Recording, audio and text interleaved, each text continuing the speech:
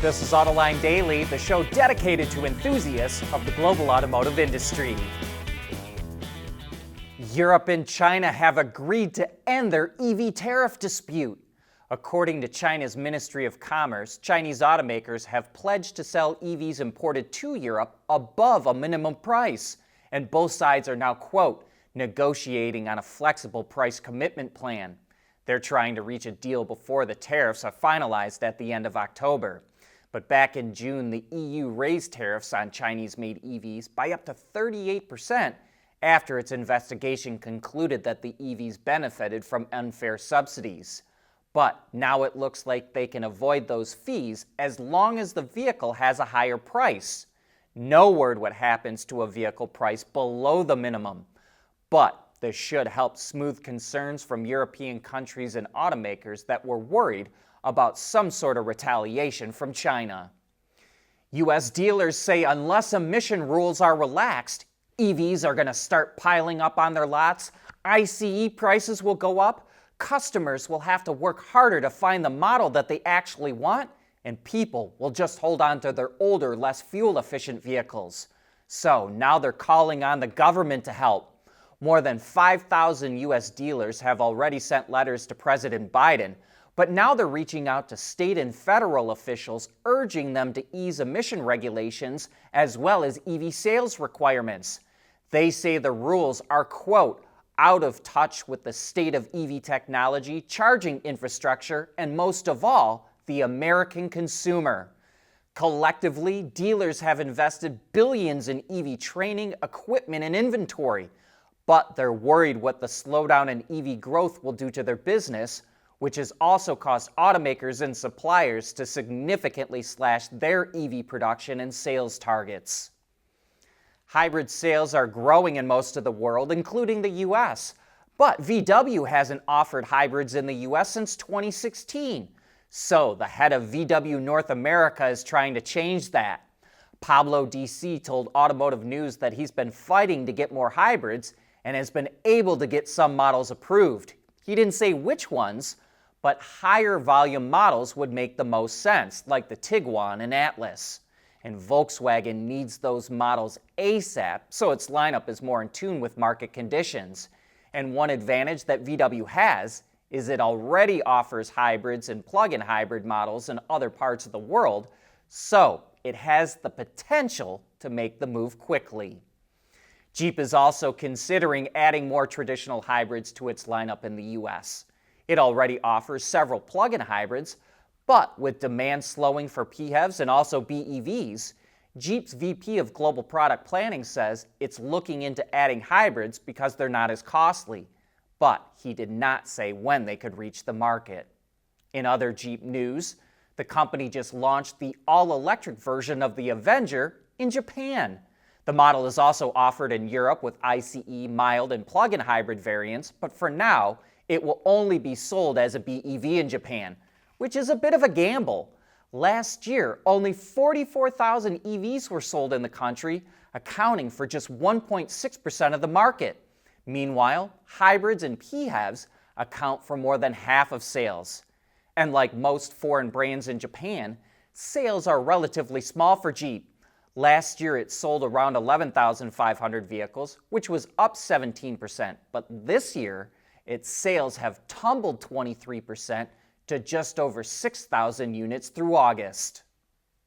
Hi, I'm Don Hatfield from Intrepid Control Systems, and I'm presenting the wireless BMS solution from Intrepid Control Systems. Come and see us in this demo at booth 1201 at the Battery Show. And also Analog Devices will be there as well. We'd be happy to talk to you and help you with your solution.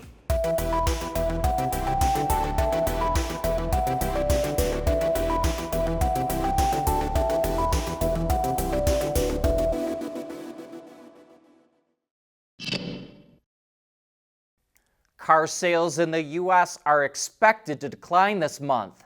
Analysts are estimating that automakers will sell between 1.16 and 1.18 million vehicles in September, which would be a decline of 11 to 13% from a year ago. Part of the reason for the drop is the difference in selling days. There were 3 fewer selling days in September compared to a year ago. and analysts are forecasting third quarter sales to come in around 3.9 million units, down 2% from last year. High transaction prices are also part of the reason for the drop.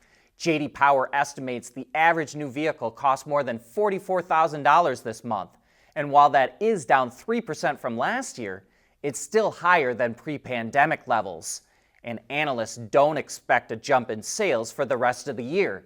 Even with the Federal Reserve cutting interest rates recently, they say it will take time for the cuts to impact auto loans.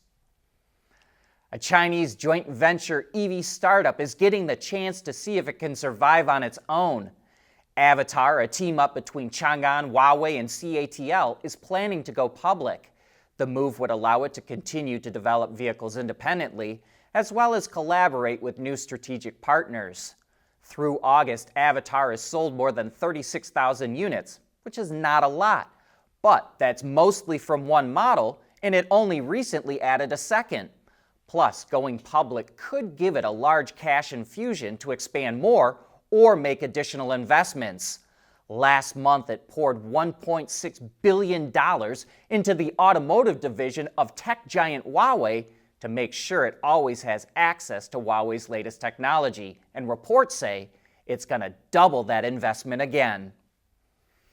BYD is bringing the Shark, its pickup truck that plugs in, to new markets. The PHEV truck will be sold in Panama through two dealers that BYD operates in the area. It's already on sale in Mexico and should go to other Central American countries as well. Kia is getting ready to ramp up production of more affordable EVs. It just finished converting one of its plants in South Korea that made ICE vehicles into a dedicated EV manufacturing facility, which is the first in the Hyundai group. The site will make the Kia EV3 and EV4 and will have the capacity to make 150,000 units a year. The EV3 has already gone on sale in Korea with a starting price just over $30,000, and it's sold just over 4,000 units in its first full month. The model is also expected to launch in the US before the end of the year with a starting price around $35,000. But with production in Korea, the EV3 won't qualify for the full tax credit at purchase in the US, so we suspect that Kia will push leasing pretty hard. And speaking of EV manufacturing in the Hyundai Group, it's one step closer to making EVs in the US. A Sealant company recently became the 18th supplier to invest in the group's new plant in Georgia, which could open as early as next month. The first model to roll down its lines will be the Hyundai Ioniq 5. That wraps up today's show. Thanks for watching, and I hope that you have a great weekend.